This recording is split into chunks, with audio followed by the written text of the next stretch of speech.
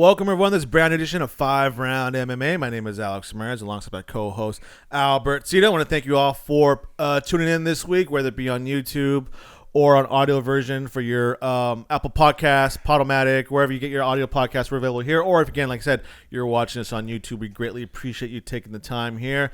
Albert Cita, what are you sipping on, man? More important, what's that cup you're sipping on? So I got the custom cup that we showed off last week. Sparkles by Val. Sparkles by Val. It's freaking amazing. So usually you see me drinking my Bang, but now I get to be classy a little bit. Chalice. And I got my little chalice here. Man, Dodge is killing it, bro. They're doing pretty good. They're killing it right now. What's the winning streak right now as we speak? 6, 7? Something like that. Woo! Yeah. Very good. Baseball is back. The weather's heating up here, so we're getting that spring, summertime. This week we got a lot to talk about.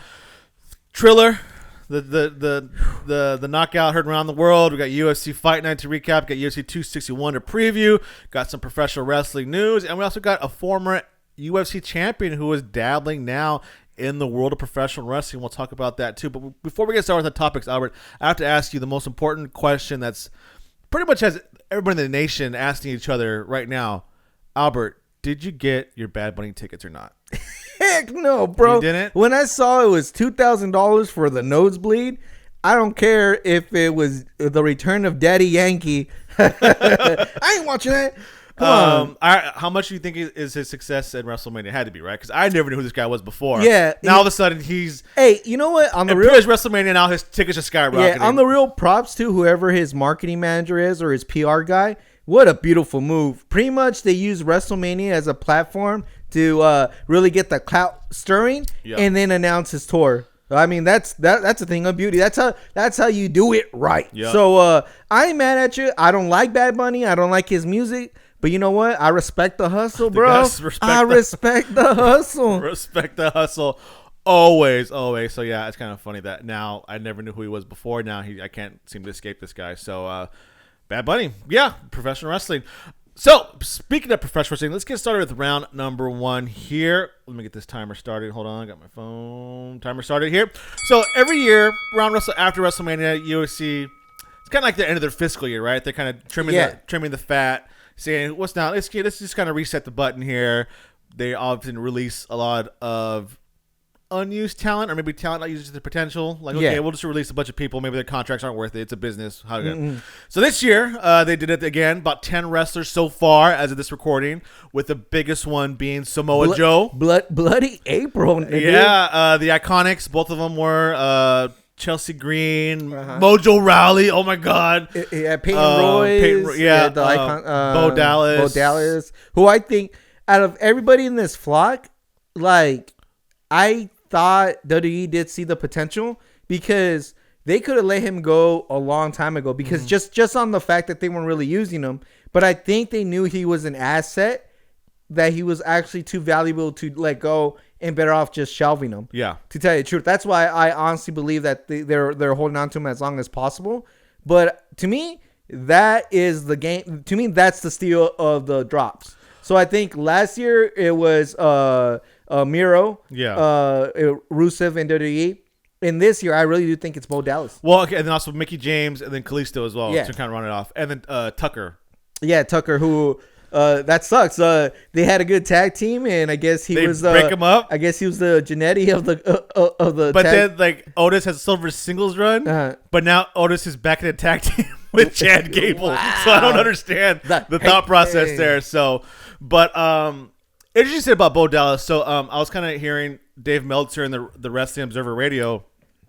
He says that pretty much everybody who got cut, if they want to, they'll find a job rather quickly. And WWE's paying the full salary for the 90 days, no complete cost. So they're not throwing them out of the doghouse. I know people like social media, Vince McMahon's an idiot, stupid, I hate WWE, blah, blah, blah, blah. Hey, at least he's fair. Yeah. And I mean, again, I think the disconnect that's coming here isn't that this talent, these guys aren't valuable or talented. I just think WWE is in a place where they gotta check themselves. They're not these guys are not being used. Yeah. Let's keep it real. They don't know how to use them, so it's almost a disservice to even keep them. Good point. Like great point. Oh my God, great point. The Icons, they had their little run. They clearly didn't know what to do with them. So they broke them up. They broke them up. They even we said it in the WrestleMania show that why was Billy Kay just not put back with Peyton? I mean, they legit don't know what to do. Yeah. So it has nothing. I think it has nothing to do with talent. It's just legit. They don't know what to do with these guys, and it's a disservice to keep them. Yeah. So for the marks out there that are very pissed at WWE for releasing these guys, it's like, bro, like at the end of the day, it's a disservice because they don't know how to use them. It's so weird. It's so like I get it. Samoa Joe has a lot of fans. Yeah. But he is a tough guy to use. Like, don't like people that tell me like, dude, just let him wrestle. WWE isn't like, if you haven't learned that WWE does entertainment first and then wrestling, you need to check yourself. But Samoa Joe just never fit the company. We also have to remember that this is a guy who was hurt about 70% of the time. He was, even in NXT, he was hurt. Yeah. So I think the best Samoa Joe is go back and watch TNA. Yeah. Go and watch. Now last week we saw Bobby Lashley and Drew McIntyre. Mm-hmm. Can you throw Samoa Joe in there and make it a believable match? Yeah.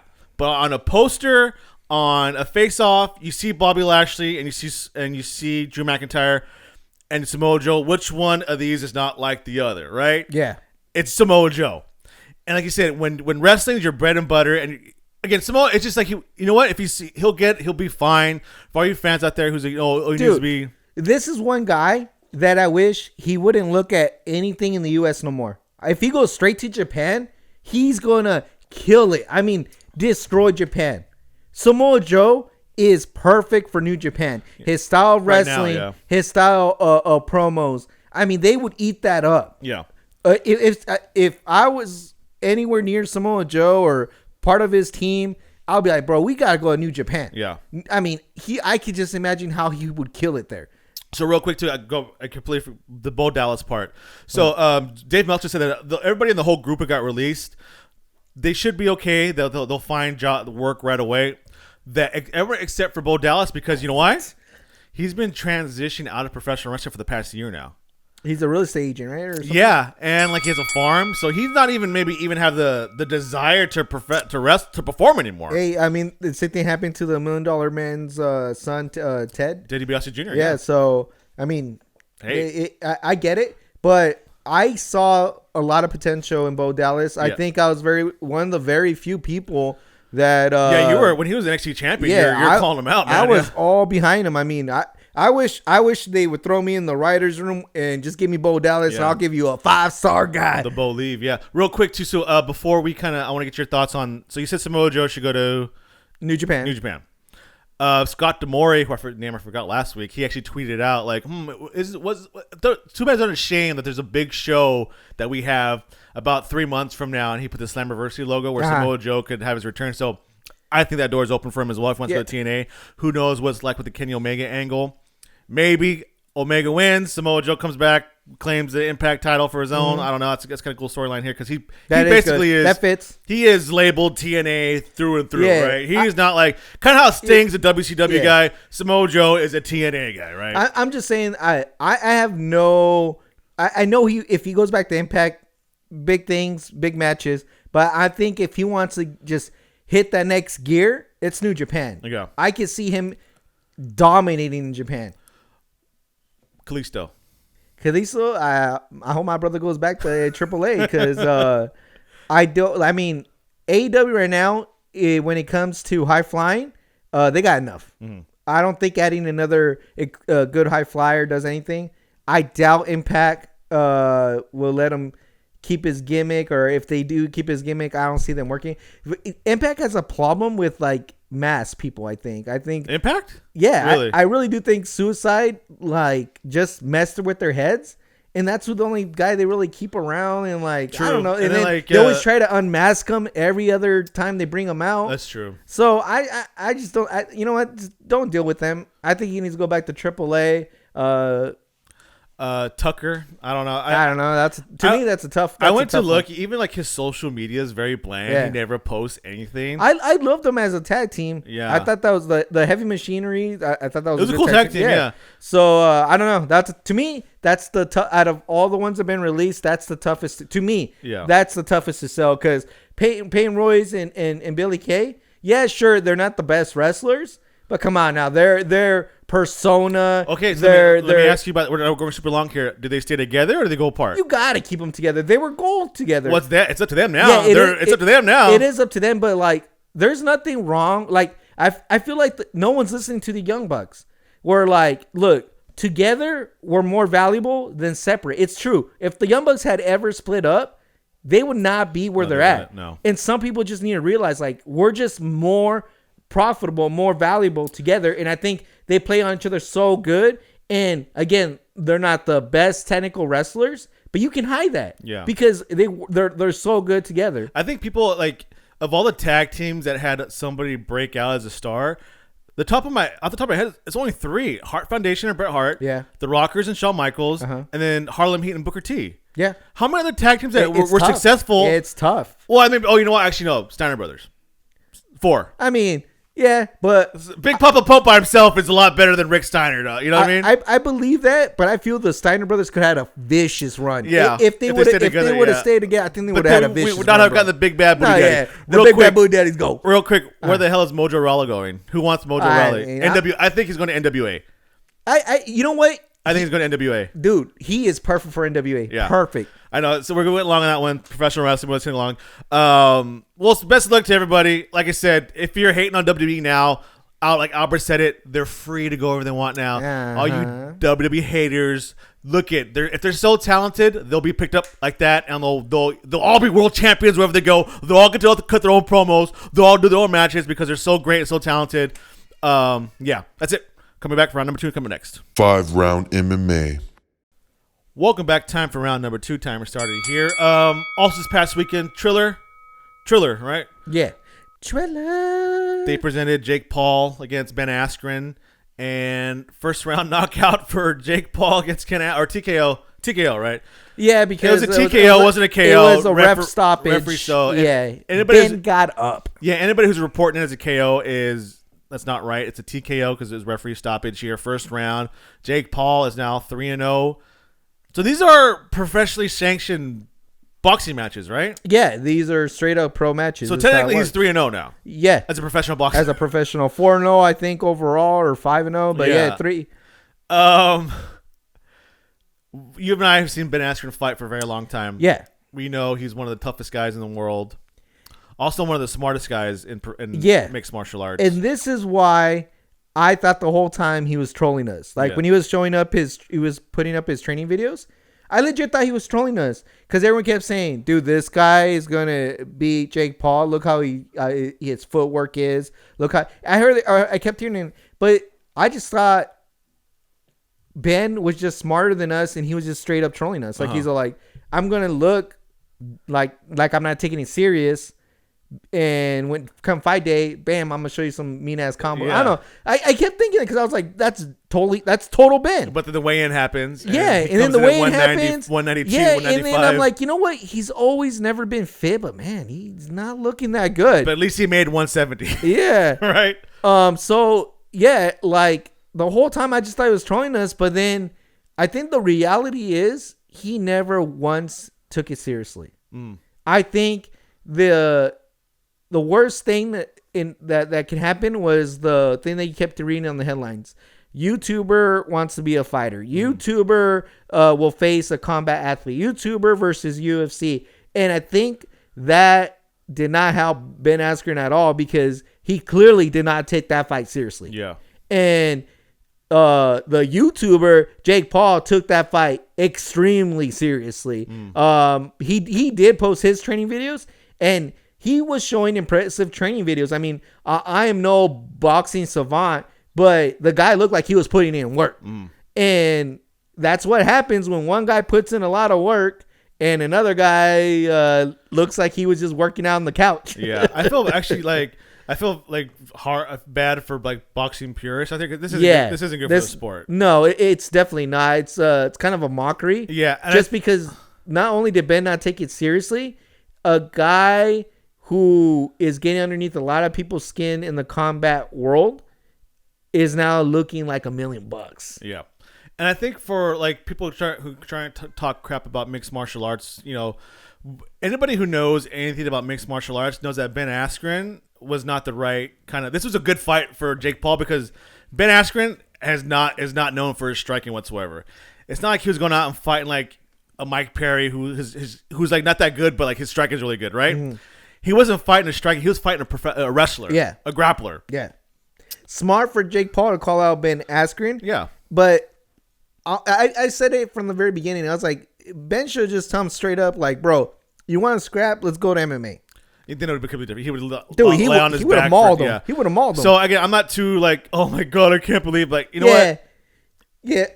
In all honesty, I just thought Ben was going to take it more seriously, and he didn't. I think if he would have really put in like the motivation and really trained, and he was coming off hip surgery, I honestly think he would have put up a better fight. I don't know if he would have won, but he would put up a better fight. Yeah. But it clearly showed that he didn't put in the effort. Yeah. And honestly, for all the guys that do hate Jake Paul, this is actually a good thing because now Jake can't go backwards. He can't challenge an NFL guy. He can't challenge another YouTuber.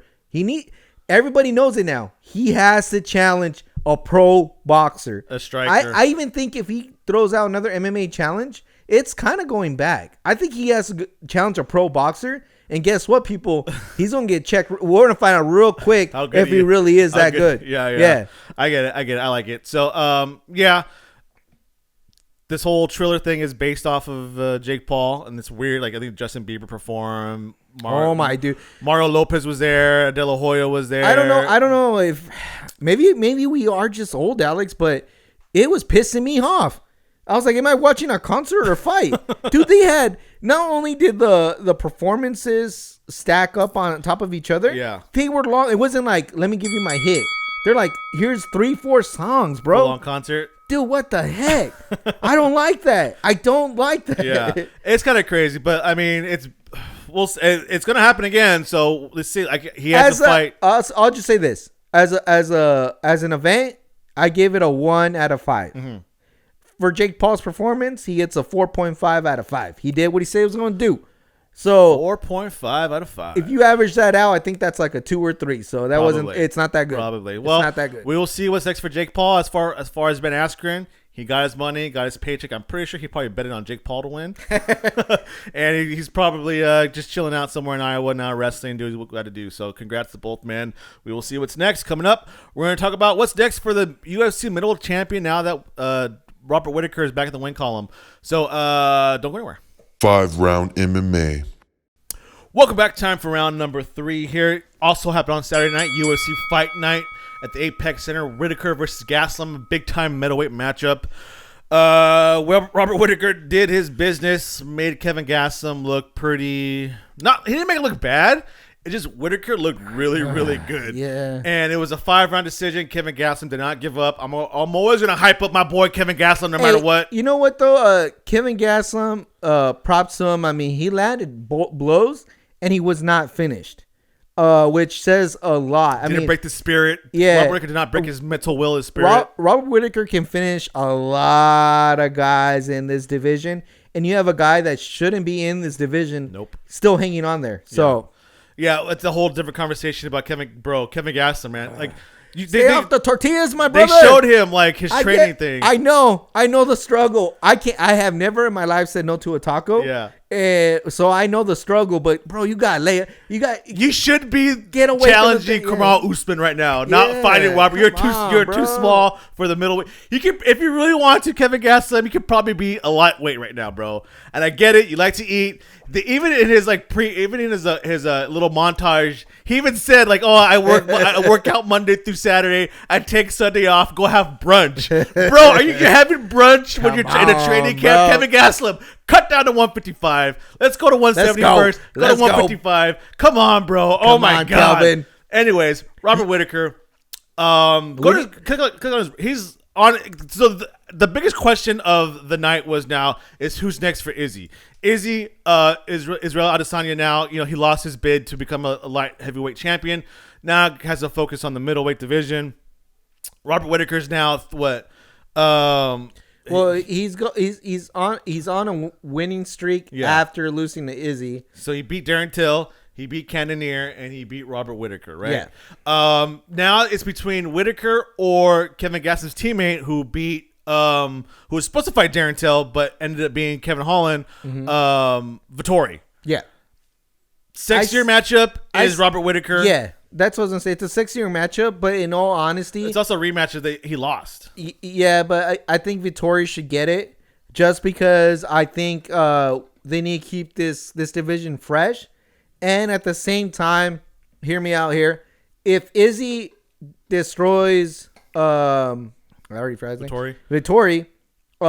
he could probably get another crack at the light heavyweight. Ah, okay. And then while he's gone, Robert Whitaker can then face Vettori, and then we can have another guy depending on how the fight goes with Izzy, right? If you get on Robert Whitaker, I know it's going to be a good fight. I know it's going to be a sexy poster, but at the same time, you kind of you lose steam on the Izzy train. I think just because I know that's probably going to be a war. Yeah, I still see Izzy winning that fight, but I think it's going to be a war, and I think Izzy deserves another title shot. I don't think we saw at light heavyweight. At light heavyweight, after losing, really? Bro, I didn't. First of all, he didn't do no ninjutsus, so I knew.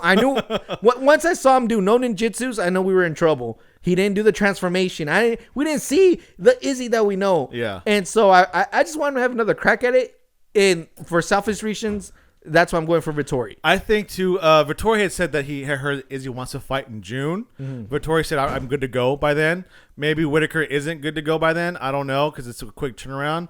If that's the case, maybe Vettori is like, hey, let's do it. Like you said, Izzy maybe wins that fight and gets one more crack at light heavyweight before the end of the year. But Whitaker was a little banged up after the fight. Mostly just cosmetic marks here. Maybe he could be ready by June. Maybe he doesn't want to. I don't know. But I really think promotion-wise is going to be Robert Whitaker. I think, like you said, for a fresh matchup, to get Vettori to hype him up a little bit, you give him the title shot here. Is it a main event? I don't know. Maybe it's a co-main event on something on another card here. But right there, so Marvin Vettori is number 3. Yeah, and then you still got Paulo Costa. He's not. I mean, yeah, he's not. No, bro, he got embarrassed by Izzy. So yeah, he's not going to contend. But I'm just saying, there is matchups for Robert Whitaker. Yeah, it's not like if Vettori gets it, there's nothing for Robert to do. It's kind of crazy, but Whitaker's been in this division for so long and it's fought so consistently that he's fought everybody already. It's almost like he's just kind of doing. Well, I don't know who else is the fight now because I've beaten everybody or I've fought everybody twice. It's like a round robin, right? He's going around everybody twice again. So, even if he wins the title.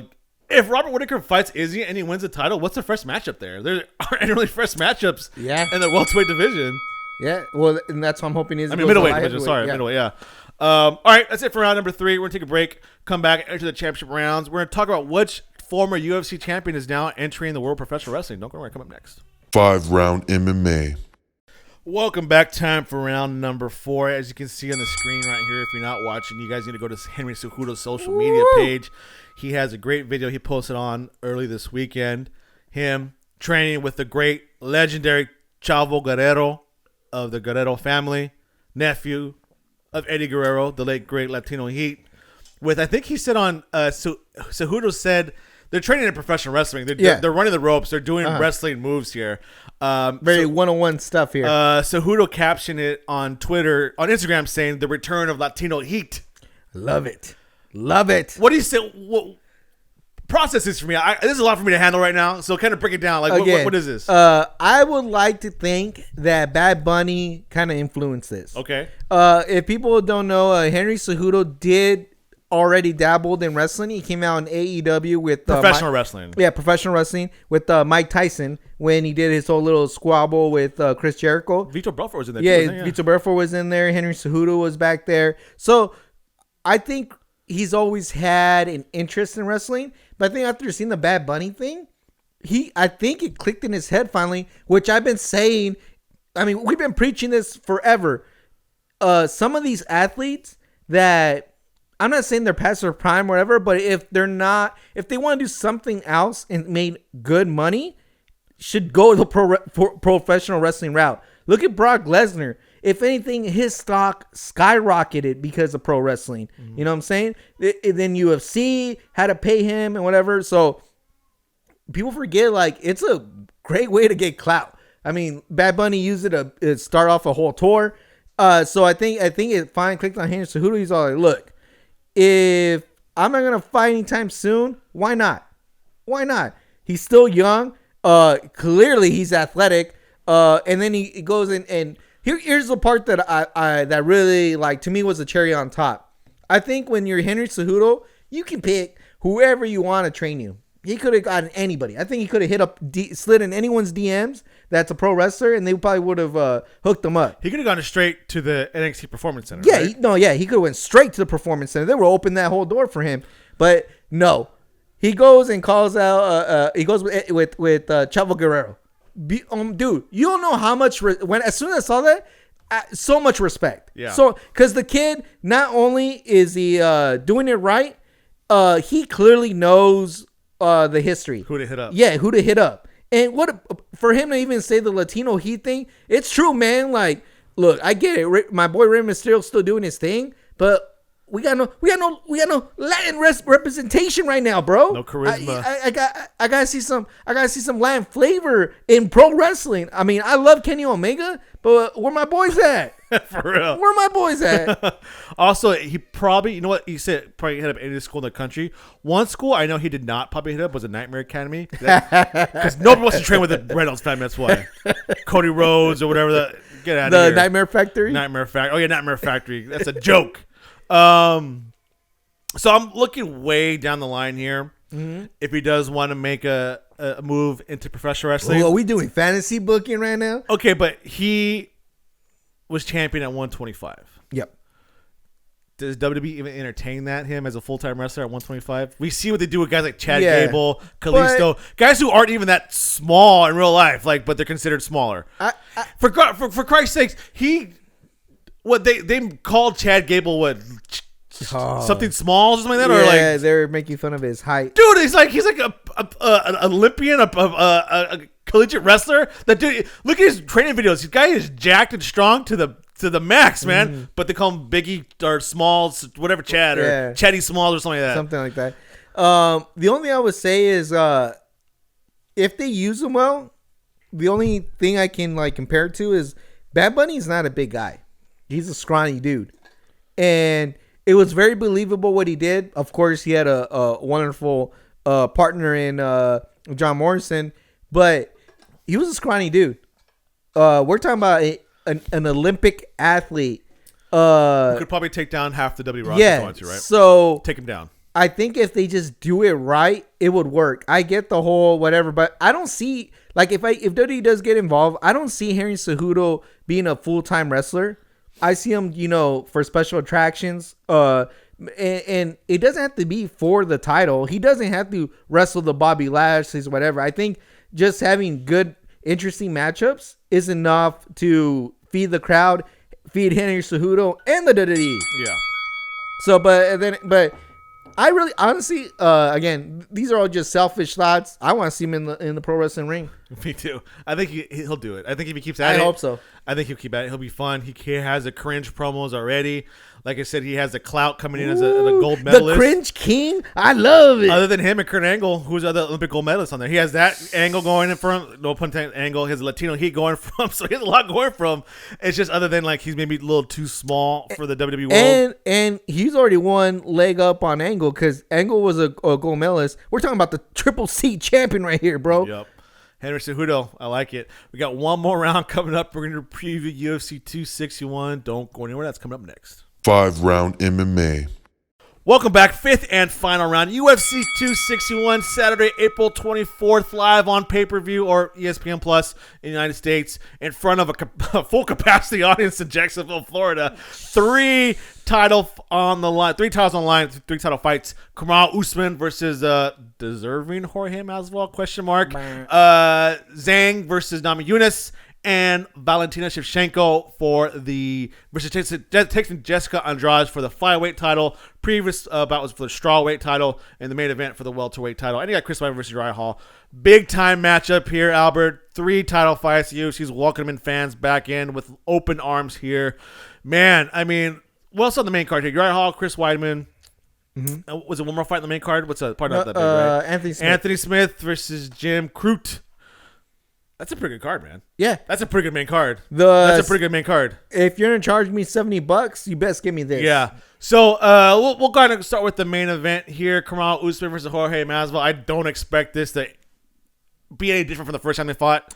Same here. There's Kamaru Usman, and then there's everybody else in the division. Yeah. And Jorge Masvidal, that was super entertaining. Got the personality, got the flair, attitude. But again, anybody who wants to treat him as one of the best fighters in the world obviously has never seen his record or seen him fight before previously. Dude's a badass dude. He can beat my ass. He can beat your ass. Badass dude. I think he beat both their ass at the same time. Yeah, exactly. But there's a difference between being a badass dude and being the best fighter in the world, right? Yeah. All I'm going to say is I think it's going to be the same story as the last fight. But no lie, I can see Usman finishing this with bunches and punches on the ground. I can see... I can see him finishing this fight, just because I feel like Usman has like this steam just building and building, especially off his last win. That the finish could be there, but if the finish is not there, I think it's gonna go exactly how the first fight went. Yeah, I think Usman needs this to probably extinguish that fire of Masvidal, who's taking the attention away from him. Okay, he's done now. Can we get Kobe again? Can we get Kobe again? Can we just delegate Masvidal to the special attraction section of the UFC? Because now we're learning now that the UFC's basically breaked into the best fighters who are fighting for the championship, and then the special attractions: McGregor, Masvidal, Diaz. Right? Yeah. Those kind of like, okay, they're not going to be anywhere in title contention, but they're still a draw. Yeah. These are the best fighters in the world right here. So I like that.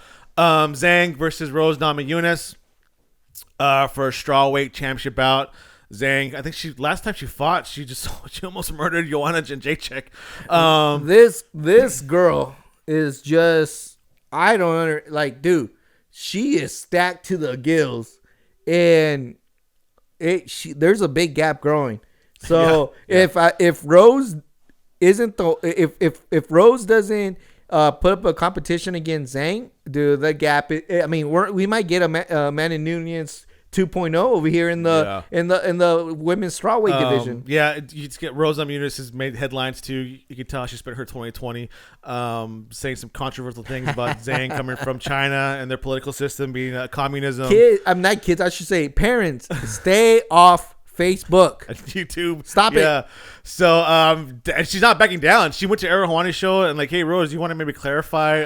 She's like, nope. I said what I said. I'm coming after Zhang and the whole nation of China in this fight. So stay off Facebook, Rose. guys. Yeah, we'll see how it goes. Valentina Shevchenko versus Jessica Andrade. This is a rematch, correct? Yeah, they're running it back. Two of the toughest women in the world at this weight class. Jessica Andrade, 21-8.